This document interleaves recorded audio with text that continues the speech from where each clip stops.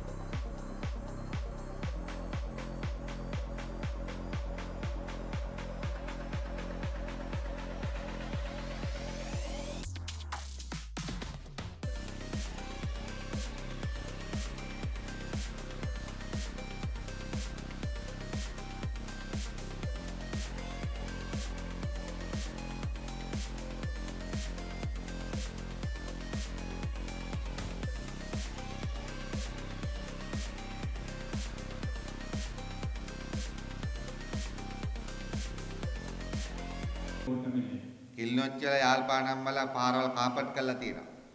கிளிநொச்சி நகரத்தை எடுத்துக்கொண்டால் வீதிகள் காப்பட் ரோட்டுகளாக காணப்படுகின்றன. யாழ்ப்பாணத்திலும் அவ்வாறுதான். අපේ ගම්වලට එනකොට මොන කාපට් එකක්වත් නැහැ. நமது கிராமங்களுக்கு வரும்போது எந்த ஒரு காப்பட்டோ எந்த ஒரு வசதியான பாதைகளோ இல்லை. ටවුන් වල ඉස්කෝල වල ගුරුවරු ගොඩක් ඉන්නවා. ඒගොල්ලෝ ගොඩක් හොඳට උගන්වනවා. இப்ப நகரங்களிலே காணப்படும் பாடசாலைகள் எடுத்துக்கொண்டாலும் தேவைக்கு அதிகமான ஆசிரியர்கள் இருப்பார்கள். அவர்கள் நன்றாக கல்வி கற்பிப்பார்கள். හැබැයි ගම්වල ඉස්කෝලට එනකොට ගුරුවරු ඇත්තෙත් නැහැ, උගන්වන්නෙත් අඩුයි. ஆனால் கிராமங்களுக்கு வரும்போது தேவையான ஆசிரியர்களும் இல்லை, அவற்றை சரியாக கற்பிப்பதும் இல்லை. මම ඊට අවුරුදු 5කට කලින් මුලංකාවිල් මේ ඉස්කෝලේට අපි පොඩි පරිත්‍යාගයක් කරා. இன்றைக்கு கிட்டத்தட்ட 10 வருடங்களுக்கு முன்பு இந்த முழங்காவில் பாடசாலைக்கு ஒரு அன்பளிப்பு செய்தார்கள். ඒලාවේ මම දැක්කා ඒක ලොකු පාසලක් වුණත් ඒකේ තියෙන ප්‍රශ්න. அந்த நேரம் அவர் பார்த்தாராம், அது ஒரு பெரிய ஒரு பாடசாலையாக இருந்தாலும் அதில் எவ்வளவு பிரச்சனைகள் இருக்கின்றது என்பதை அவர் கண்கூடாக கண்டிருக்கின்றார். රස්සාගත්තත් එහෙමයි නේ. தொழில் வாழ்க்கையில் எடுத்துக்கொண்டாலும் அப்படித்தான். කිල්නොච්චි යාල්පානම් වල ඉන්න ටවුන් වල ඉන්න ළමයි ඒගොල්ලෝ ඔක්කොම කැනඩා ஃப்ரான்ஸ் ස්විட்சர்ලන්ඩ් යනවා. இப்போ யாழ்ப்பாணம் அல்லது கிளிநொச்சி இந்த நகரப்புறங்களை எடுத்துக்கொண்டால் நிறைய பேர் வேறு வேறு வெளிநாடுகளில் இருப்பார்கள். கனடா அல்லது ஐரோப்பிய நாடுகளில். හැබැයි ඉරණතිව් වලේපාඩු මුලංකාවිල් ඉන්න ළමයි ගෑනු ළමයි නම් ෆුඩ් සිටි හරි කීලිස් හරි යනවා. පිරිමි ළමයි නම් ෂෙඩ් වල තෙල් ගහන්න යනවා. அப்படி இல்லாமல் கிராமப்புறங்கள் எடுத்தால் அல்லது கிராஞ்சி வளப்பாடு அல்லது நாச்சுக்குடா இவ்வாறான உள்பகுதிகளை எடுத்துக்கொண்டால் தொழில் வாய்ப்புகளும் இல்லை. கூடிய பாகம் பெண் பிள்ளைகளை எடுத்துக்கொண்டால் சூப்பர் மார்க்கெட்டுகளில் வேலை செய்வார்கள் அல்லது ஆண் பிள்ளைகளாக இருந்தால் பெட்ரோல் ஷெட்டுகளில் அவ்வாறான வேலைகள் தான் காணப்படும். ඒ නිසා අපේ රට පාලනය කරපු රාජපක්ෂලා වික්‍රමසිංහලා ප්‍රේමදාසලා ලංකාව විනාශ කරත් ඒ විනාශය වැඩිම පරිප්පුව හම්බලා තියෙන ආදරණීය අම්මතාත්තේ අපේ ගම්වලට. ஆகவே இந்த நாட்டை ஆட்சி செய்த இந்த ஆட்சியாளர்கள், அதாவது ஜெயவர்தனாவாக இருக்கலாம், பிரேமதாசாவாக இருக்கலாம், அல்லது ராஜபக்சாக்களாக இருக்கலாம், ரணில் விக்ரமசிங்க போன்றவர்களாக இருக்கலாம், இவர்கள் ஆட்சி செய்யும் போது இவர்கள் அதிகளவான அந்த உதவிகளை செய்தது மேட்டுக்குடி அல்லது வசதி படைத்த அந்த வர்க்கத்திற்காகவும் சாதாரண மக்களுக்கு ஒன்றுமே வழங்கவில்லை. ඒ නිසා අපි හිතනවා මේ ප්‍රාදේශ සභා ඡන්දේ තමුන්නාසලාට අලුත්ෙන් ගම හදන්න. ගම හදන මැෂින් එකක් ரணில் விக்ரமசிங்க அந்த அரசாங்கத்திலே பிரதமராக இருந்தார். பிரதமராக ஏற்றுக்கொண்டு ஒரு மாத காலம் முடிவதற்கு முன்பு மத்திய வங்கியை கொள்ளையிடும் சம்பவத்தோடு தொடர்பு கொண்டிருந்தார். ඒ වගේම මම ළඟදී පාර්ලිමේන්තු ඉදිරිපත් කළා රනිල් වික්‍රමසිංහ මහත්තයාගේ නෝනා මෛත්‍රී වික්‍රමසිංහගේ පෞද්ගලික උපාධි උත්සවයකට එංගලන්තයට යන්න එයා කොහොමද මහජන මුදල් බදු මුදල් ලක්ෂ 162ක් වැරදි විදියට පාවිච්චි කරේ කියලා. அண்மையிலே பாராளுமன்றத்திலே வெளியிட்டிருந்தார். அதாவது ரணில் விக்ரமசிங்கவுடைய மனைவியார் தனது தனிப்பட்ட ஒரு விஜயத்திற்காக தனது பட்டம் பெற்றுக்கொள்ளும் வைபவத்திற்காக பொதுமக்களுடைய 160 லட்சம் ரூபாய்களை வெளிநாட்டு விஜயத்திற்காக உங்களது வரைபடத்தை அவர் செலவிட்டது தொடர்பாக இவர் பகிரங்கப்படுத்தியிருந்தார் பாராளுமன்றத்தில். අද අනුර සහෝදරයා ඇතුළු ආණ්ඩුවක් හදලා තියෙනවා ඔබතුමාලා. இன்று අනුරදිසා நாயක உள்ளிட்ட ஒரு அரசாங்கத்தை நீங்கள் அமைத்திருக்கின்றீர்கள். ලංකා ඉතිහාසයේ ප්‍රථම වතාවට 1 රුපියලක් හොරකම් කරන්නේ නැති 1 රුපියලක් නාශ කරන්නේ නැති ජනාධිපතිවරයෙක් නිර්මාණය කළා තියෙනවා. ඒක කරේ තමුන්නාස්ලාගේ කතිරේ. இலங்கை வரலாற்றிலே முதல் தடவையாக உங்களது வரிப்படத்தை 1% வீணாக்காமல் 1% திருடாமல் புதிய ஜனாதிபதி அரசாங்கத்தை அமைத்திருக்கின்றீர்கள். உங்களுடைய அந்த பணத்தை வீண்விரயம் செய்யாத களவெடுக்காத ஒரு ஆட்சியை. තමුන්නාසට කවුරු හරි කියනවාද ජනාධිපතිතුමා හරි ඇමතුරු හරි හොරකම් කරනවා කියලා? உங்களுக்கு யாராவது சொல்வார்களா ஜனாதிபதி அவர்கள் அன்றத்துடன் அல்லது தேசிய மக்கள் சக்தி அரசாங்கம் உங்களுடைய பணத்தை களவாடி இருக்கின்றது திருடி இருக்கின்றது என்று யாராவது கூறுகின்றார்களா? මොකද කියන්නේ? එහෙම කියනවා. என்ன சொல்கிறீர்கள்? அப்படி கூறுகிறார்களா யாராவது? අපි 1 රුපියලක් නාශ කරන්නේ නැහැ මගේ අමතාට.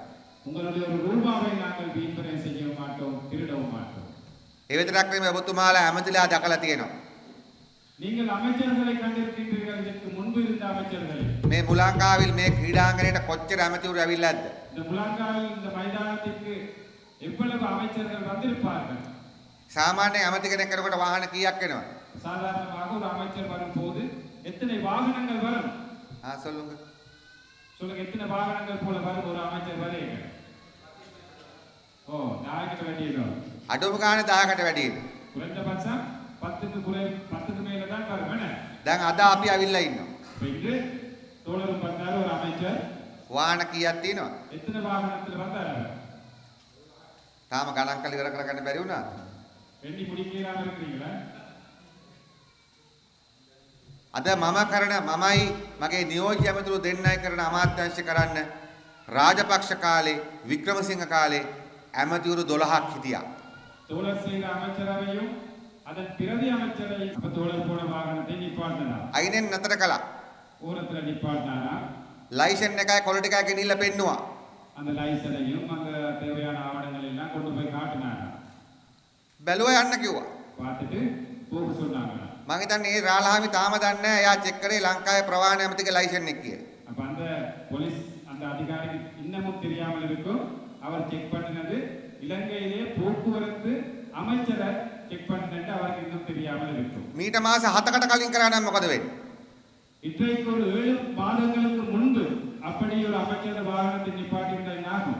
එහෙනම් ඒ පොලිසිය මාත්‍යා අමාරු කානේ රාමේශ්වරම් වල. அப்ப அந்த போலீசாரை இடமாற்றி இருப்பாங்க. இங்க இல்ல இந்தியாவுக்கு கூட சில நேரம் இடமாற்றி இருப்பாங்க. ඒ ක්‍රමේ නේද හොඳ? அவ்வாறான ஒரு முறைதான் நல்ல. මොකද ඩ්‍රයිවිං සීට් එකේ ඉන්නකොට ඇමති නෙමෙයි රජ්ජුරුව උනත් ඩ්‍රයිවර්. அதாவது அந்த ஓட்டுநர் வாகன ஓட்டுநராக இருக்கும் போது என்ன அமைச்சராக இருந்தாலும் இந்த நாட்டின் மன்னராக அரசனாக இருந்தாலும் அந்த நேரத்தில் அவர் ஒரு சாரதி. එහෙම ක්‍රමයක් හදනවට කැමති නැද්ද? அப்ப அவ்வாறான ஒரு முறையோடு இருப்பது நல்லதா கெட்டதா? நல்லது. අපි පුළුවන් තරම් ආදරණීය මහතාත්තේ නීතිය සාධාරණව කරන්න පටන් අරන් තිබෙනවා. நாங்கள் கூடிய பாகம் சட்டத்தை சரியாக நடைமுறைப்படுத்தவும் அதை பின்பற்றவும் நாங்கள் ஆரம்பித்திருக்கின்றோம். ඒ වගේම ඔබතුමාලා දන්නවා කවදාවත් ලංකාවේ පගා මරුවෝ ලොකු හොරු ඉඳලා තියෙනවා එක ලොක්කෙක් හොරකමකට අල්ලලා නැහැ. ஆகவே உங்களுக்கு தெரியும் இந்த நாட்டிலே பெரிய பெரிய பணக்காரர் வியாபாரிகள் மோசடி செய்து இருக்கின்றார்கள். அவர்களை ஒருபோதும் கைது செய்யவில்லை கடந்த அரசாங்கங்களில். ලංකාවේ හිටපු ජනාධිපතිලා ඇමතිලා රට බංකොලොත් වෙනකන් හොරකම් කළා. இந்த நாட்டிலே இருந்த ஜனாதிபதிகள் அமைச்சர்கள் இந்த நாட்டை பங்குரோத்து அடையும் வரையும் அவர்கள் மக்கள் பணத்தை திருடினார்கள். අඩු ගානේ එක්කෙනෙක් අත්අඩංගුවට ගත්තේ නැහැ. குறைந்தபட்சம் ஒருவரையும் கைது செய்தார்களா? අනුරතෝලර ජනාධිපතිලා මාස 7යි. அனுரதோர் ஜனாதிபதியாகி 7 மாதங்கள் தான் ஆகின்றன. ඔබතුමාලා දන්නවා අනුරාධපුර දිස්ත්‍රික්කයේ හිටපු මහා ඇමති එස්.එම්. රංජිත් හොරකම් කළා හුවලා අවුරුදු 16කට හිරේ. உங்களுக்கு தெரியும் வடமத்திய மாகாணத்திலே முதலமைச்சராக இருந்த எஸ்.எம். சரத் என்பவர் எஸ்.எம். ரஞ்சித் என்பவர் மோசடி செய்து அவரை கைது செய்து 16 வருடங்களுக்கு அவரை கடூழிய சிறை தண்டனைக்கு அனுப்பப்பட்டிருக்கின்றது. ඌව පළාතේ මහා ඇමති රාජපක්ෂගේ වික්‍රමසිංහගේ දෙන්නගේම මහා ඇමති පගා ගහලා හුවලා දැන් මාස 2ක් රිමාන්ඩ් එකේ. ஊவா மாகாணத்திலே ரணில் காலத்திலேயும் ராஜபக்ச காலத்திலேயும் முதலமைச்சராக இருந்த அந்த மாகாணத்தின் முதலமைச்சர் என்று லஞ்சம் வாங்கி அம்பிட்டு இன்றைக்கு சிறையில் இருக்கின்றார். කිලක පළාතේ හිටපු මහා ඇමති පිල්ලයන් පාස්කු ප්‍රහාරයට රාජපක්ෂට அவர்களை நாங்கள் கைது செய்வோம். ඒ නිසා අපි නීතිය සාධාරණ කරන්න උපරිම උත්සාහ කරනවා. ஆகவே சட்டத்தை சரியான முறையிலே நியாயமான முறையிலே நடைமுறைப்படுத்துவதற்கு நாங்கள் முயற்சி எடுத்திருக்கிறோம். ඔබතුමාලා දන්නවා චෙක් පොයින්ට් වල உங்களுக்கு தெரியும் இந்த செக் பாயிண்ட்களிலே සිංහල නම් එකපාරක් චෙක් කරනවා. சிங்கள ஒரு குடிமகன் போறதாக இருந்தால் ஒருக்கா செக் பண்ணுவாங்க. දෙවන නම් දෙපාරක් චෙක් කරනවා. தமிழ்ட்டா எத்தனை முறை? 2 முறை மூலம் செக் பண்ணுவாங்க. අර පාස්කු ප්‍රහාරයෙන් පස්සේ පොඩ්ඩක් රැවුල ටිකක් දිගට තියෙනවා නම් මුස්ලිම් වගේ නම් 3 පාරක් චෙක් කරනවා. ஈஸ்டர் தாக்குதலுக்கு பிறகு முஸ்லீமாக இருந்தால் என்ன பெரும் சந்தேகத்தில் பார்த்து ஒரு 2-3 முறை மாறி செக் பண்ணின சம்பவங்கள் இருக்கு. හැබැයි රට විනාශ කරපු ලොකුම සෙට් එක හිටියේ කොළඹ පොලිස් ආරක්ෂාව මැද්දේ. அப்ப இந்த நாட்டை அழித்து இந்த நாட்டிலே சண்டை சச்சரவுகளை ஏற்படுத்திய நபர்கள் இருந்தது கொழும்பிலே பெரிய பெரிய போலீஸ் பாதுகாப்போடு தான் அவர்கள் இருந்தார்கள். අද ඔබතුමාට පේනවා පොලිසිය හමුදාවේ මහතුරු ගොඩක් චෙක් පොයින්ට් ඉවත් කරලා තියෙනවා. இன்று உங்களுக்கு தெரியும் நிறைய இடங்களிலே இந்த செக் பாயிண்ட்கள் சோதனை சாவடிகள் ඒ වගේම පරීක්ෂා කරද්දී අපි කියලා උපදෙස් දීලා තියෙනවා ආණ්ඩුව විදිහට කිසිම කෙනෙක්ගේ ජාති ආගම මත සක මත වැඩ කරන්න එපා කියලා. ஆகவே நாங்கள் போலீசாருக்கு அல்லது பாதுகாப்பு தரப்பினருக்கு நாங்கள் ஆலோசனைகள் வழங்கியிருக்கின்றோம். அவருடைய இனத்தையோ மதத்தையோ பாராமல் நியாயமான முறையில் எல்லாரையும் பரிசோதனை செய்யணும். ஒரு இனத்தை காட்டி பரிசோதனை செய்ய வேண்டாம். ඒ නිසා අපිට ඕනකම තියෙන්නේ ඔබතුමාලා ගිය සැප්තැම්බර් මාසේ අනුර සහෝදර ජනාධිපතිතුමා කළා පටන් ගත් අන්නේ හොඳ වෙනස දිගටම ගෙනියන්න ආදරණීය අම්මේ. ஆகவே எங்களுடைய தேவையும் நீங்கள் செப்டம்பர் மாதம் கடந்த வருடத்திலே உங்களுடைய வாக்களித்து ஒரு புதிய ஜனாதிபதியை நியமித்து சிறப்பான ஒரு ஆட்சியை கொண்டு சென்றீர்கள். எமது தேவை இந்த சரியான இந்த ஆட்சியை தொடர்ச்சியாக கொண்டு போவதற்காக. ඔබතුමාලා දන්න අපි මේ ගත කරන්න එක පැත්තකින් පාස්කු දවස්. ஆமா, உங்களுக்கு தெரியும் நாங்கள் இப்போ கடந்து செல்வது இந்த ஈஸ்டர் காலகட்டத்தை தான் நாங்கள் கடந்து செல்கின்றோம். ඒ වගේම අපි මෑතකදී තමයි Hindu සිංහල අලුත් අවුරුදු ඉවර කළේ. அண்மையிலே ஏப்ரல் மாதம் தான் நாங்கள் சித்திரை பெருநாளை நாங்கள் கொண்டாடினோம். අප්‍රේල් මුල තමයි අපි රාමසාන් ඉවර කළේ. ஏப்ரல் ஆரம்பத்திலே தான் நாங்கள் ராமசான் அந்த விழாவை கொண்டாடினோம். ඒ නිසා මේ අප්‍රේල් මාසය හරි විශේෂ මාසයක්. ஆகவே இந்த ஏப்ரல் மாதம் என்பது ஒரு விசேஷமான மாதமாகும். ඒ වගේම අපි දන්නවා පිළ ආණ්ඩුවක් විදිහට මේ 26 වෙනිදා හෙට ශෝක දිනයකුත් යෝජනා කරලා තිබෙනවා සුදු පාප් වහන්සේ මිය යාම පිළිබඳව. ஆகவே இந்த அரசாங்கம் இந்த 26ஆம் தேதி நாளைய தினத்தை ஒரு கவலைகரமான அல்லது ஒரு அந்த பாப்பரசரின் மறைக்காட்டுகிறாஞ்சி பாதை பல வருட காலமாக அந்த பாதை புனரமைக்காமல் இருந்தது. மழை காலத்திற்கு பசுவண்டிகள் கூட ஓடுவதை நிப்பாட்டுவார்கள், அந்த அளவுக்கு தண்ணி நிரம்பும்.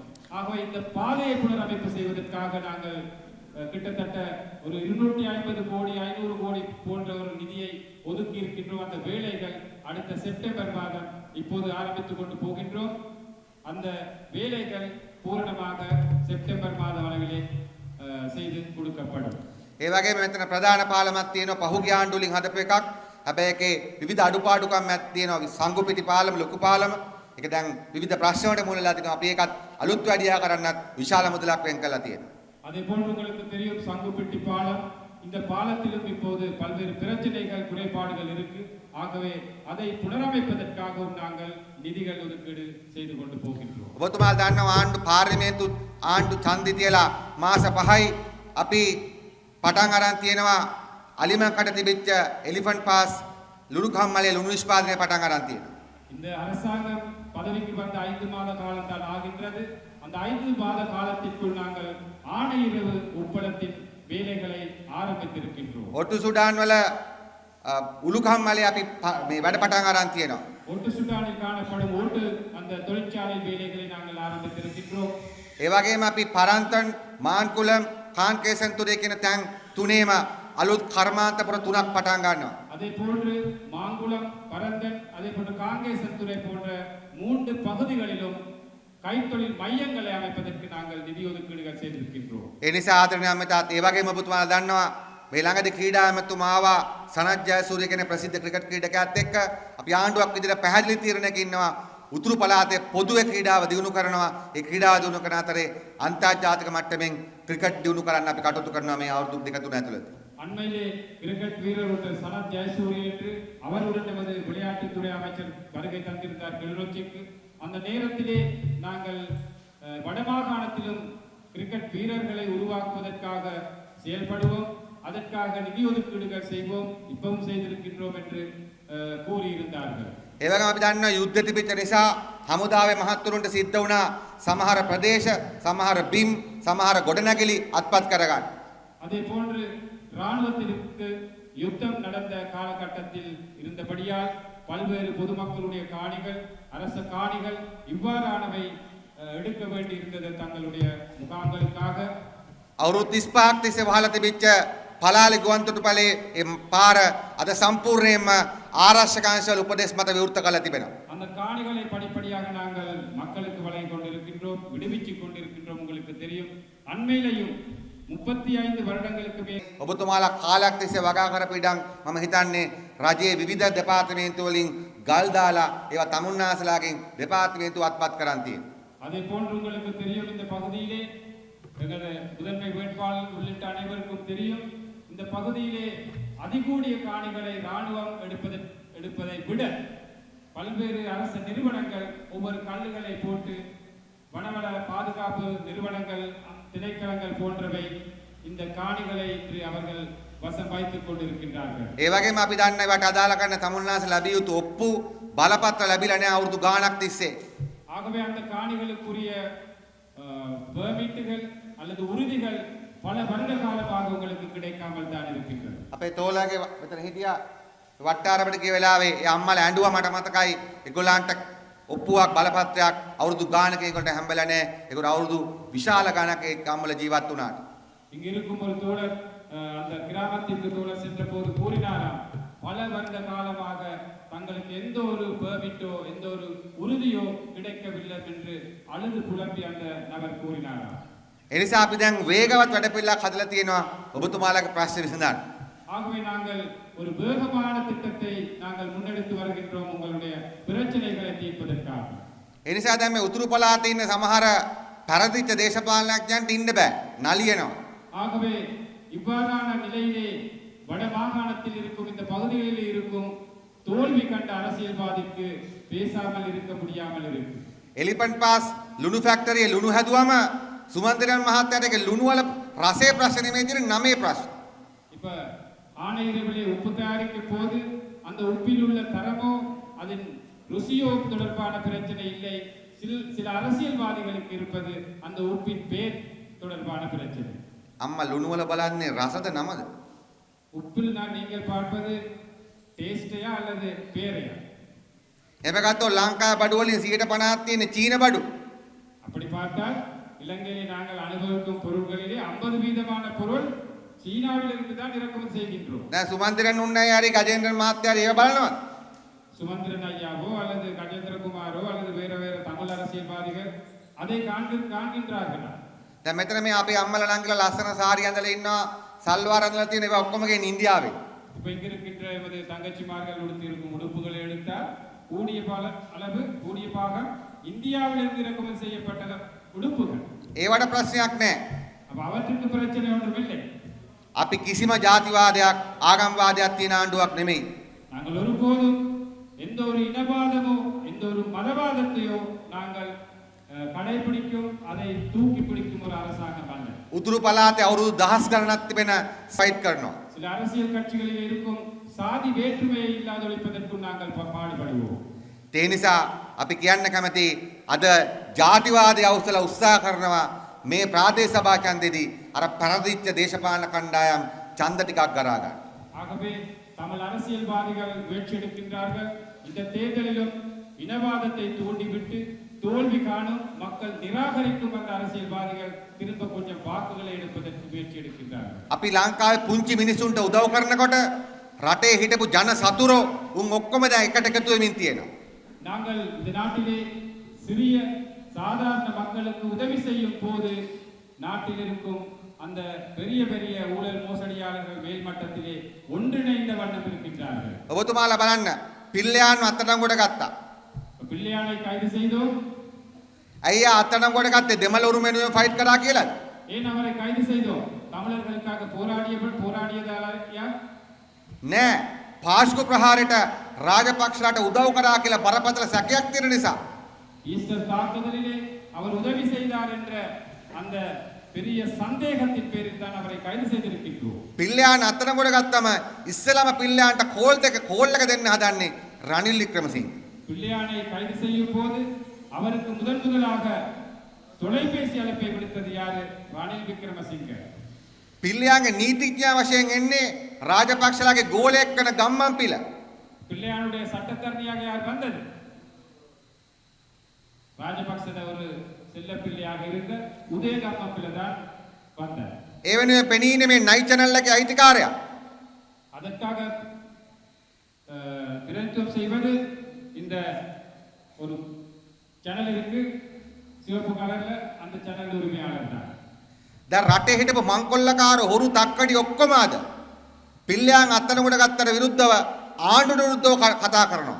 இன்று இந்த பிள்ளையானை கைது செய்ததன் பின்பு இந்த நாட்டை சூறையாடி மோசடி செய்த பெரிய பெரிய அரசியல்வாதிகள் திருடர்கள் அனைவருமே ஒன்று சேர்ந்து அதற்கு எதிராக இன்று குரல் எழுப்பிய பிறகு නාම රාජපක්ෂලා යෝෂිත රාජපක්ෂලා අත්අඩංගුවට ගත්තම සජිත් ප්‍රේමදාසට තමයි තරහ යන්නේ. நாமல் ராஜபக்ச அல்லது யோசித்த ராஜபக்ச போன்றவரை கைது செய்யும் போது கூடுதலாக அச்சப்படுவது அல்லது கவலைப்படுவது ரணில் விக்ரமசிங்க போன்றவர். ඒ කොළඹ அது கொழும்பிலே. මෙහෙ මොකද්ද තත්ත්වය? இங்கு என்ன நிலைமை? අද අපේ සමහර වට්ටාරම් වල අපේ වේට්පලවලට විරුද්ධව තමිල්නාඩු සුකච්චි EPDP ගජේන්ද්‍ර කුමාර් ඔක්කොම එකතු වෙලා දේශීය මක්කල් ශක්තිය අපේක්ෂක පරද්දන්න වැඩ කරනවා. இங்கும் அப்படித்தான். நாங்கள் எமது வேட்பாளர்களுக்கு எதிராக தேசிய மக்கள் சக்தியிலே வடக்கிலே இருக்கும் இனவாதம் பேசும் அரசியல்வாதிகள் எல்லாரும் இணைந்து குறைந்தபட்சம் அந்த கிடைத்த நிதியிலே ஏதாவது பிரயோசனத்தை மக்களுக்கு செய்து கொடுத்தார். சொல்லுங்க சொல்லுங்க, செய்தாரா? அப்படி වැඩගත්තා.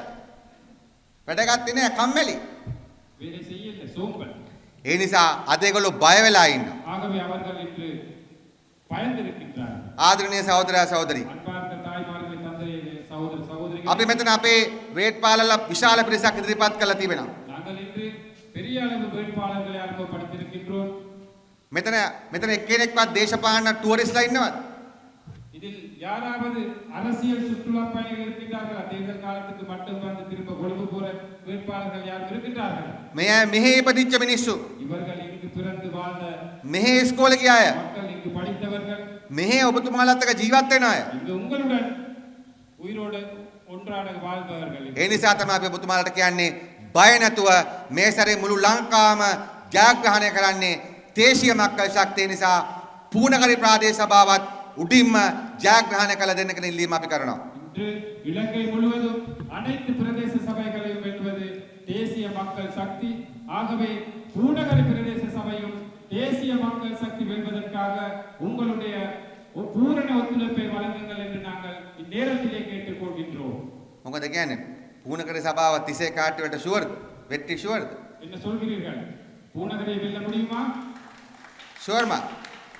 முடியும். අපේ වෙට් තෝලව තෝලර්ව සභාපතිව කරනවද? தோழரை தவிசாளராக்குவீர்களா? ෂුවර්. අපි අපේ ආණ්ඩුවේ උපරිම උදව්ව කරනවා මේ දුප්පත් අමාරු ප්‍රදේශය ගොඩනගන්න. අපේ අමාත්‍යාංශයේ සම්පූර්ණ උදව්ව අපි කරනවා මේ ප්‍රදේශ පාරවල් හදන්න. ඒ නිසා බය නැතුව තමුන්නාසලා මේ අපේ සහෝදරයා ඇතුළු මේ කණ්ඩායමට සභාව බාර දෙන්න. நாங்கள் எமது அரசாங்கம் பூரணமான ஒத்துழைப்பை வழங்குவோம் இந்த பகுதியை கட்டியெழுப்புவதற்காக. தோழருடைய அமைச்சின் ஊடாகவும் பூரண ஒத்துழைப்பை வழங்குவாராம் இந்த பகுதிகளை கட்டியெழுப்புவதற்காகவே இந்த தேர்தலிலே தேசிய மக்கள் சக்தியை நாங்கள் வெல்ல வைப்போம். මොකක්ද දන්නවද? උඩ තියෙන අනුර තෝලරගේ දේශීය මක්කල් ශක්තිය ආණ්ඩුව.